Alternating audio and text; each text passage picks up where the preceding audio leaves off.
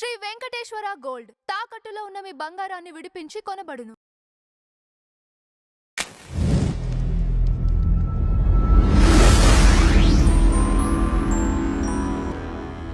ఈ రాష్ట్రానికి ముఖ్యమంత్రి చేసినటువంటి ప్రాతస్మరణీయులు టంగుటూరి ప్రకాశం పంతులు గారు తన జీవిత చరిత్రలో వ్రాసుకున్నారు.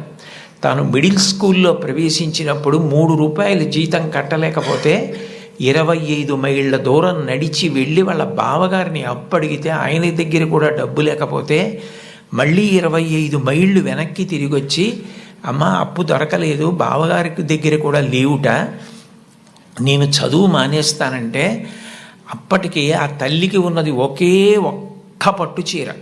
ఆ పట్టు చీర పట్టుకెళ్ళి ఆ రాత్రి తాకట్టు పెట్టి ఆవిడ ఆ డబ్బు పట్టుకొచ్చి చదివిస్తే ప్రకాశం పంతులు గారు బ్యారిస్టర్ అయ్యి రాష్ట్రానికి ముఖ్యమంత్రి అయ్యారు.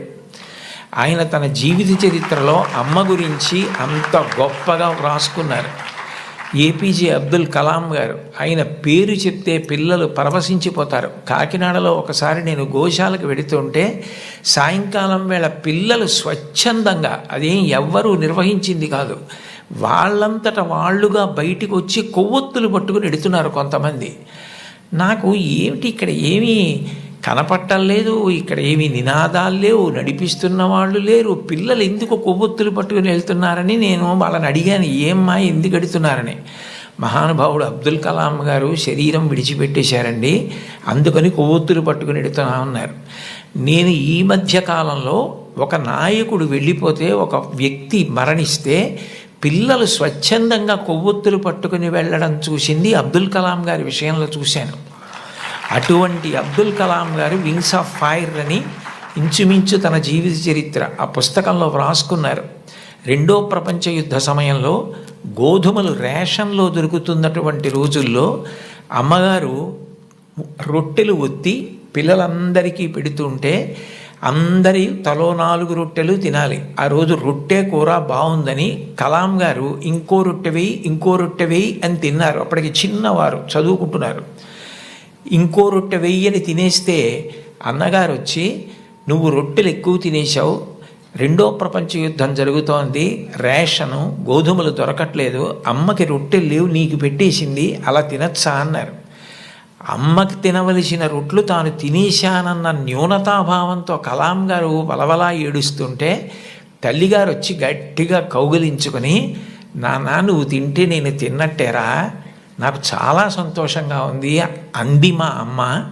అమ్మ ఒకరోజు వస్తుంది, ఆ రోజు ఈ కలాం ఈ శరీరాన్ని విడిచిపెట్టి నీకు నమస్కారం చేయడానికి వస్తాడు.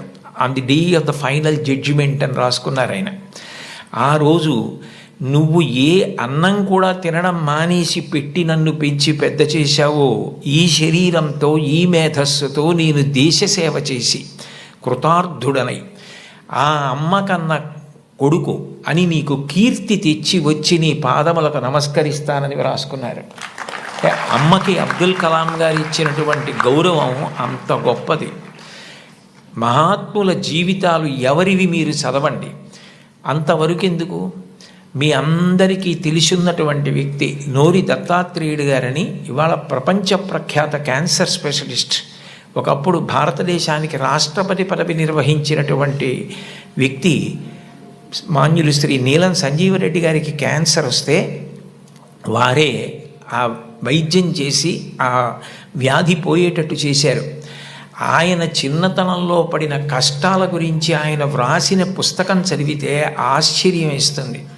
వాళ్ళ అమ్మగారు పడ్డ కష్టం, ఎంత కష్టపడి ఆయన్ని పెంచి పెద్ద చేశారో, ఆయన విదేశాలు వెళ్ళి అంత పెద్ద క్యాన్సర్ స్పెషలిస్ట్ అయిన తర్వాత ఆయన చేసిన మొదటి పని ఏమిటంటే, మా అమ్మ ఒంటి మీద బంగారపు నలుసు లేకుండా అమ్మి మమ్మల్ని పెంచి పెద్ద చేసింది, ఆ అమ్మకి 2 బంగారు గాజులు కొంటే నా జీవితం ధన్యమని గాజులు కొనుక్కుని విదేశాల నుంచి వచ్చి అమ్మ చేతులకి తొడిగి ఆనంద బాష్పాలు కార్చారు. ఈ జాతి మొదటి లక్షణం అమ్మని గౌరవించడం. మాతృదేవో భవ.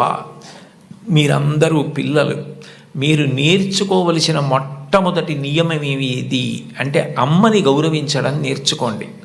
అమ్మకి నమస్కారం చేయండి.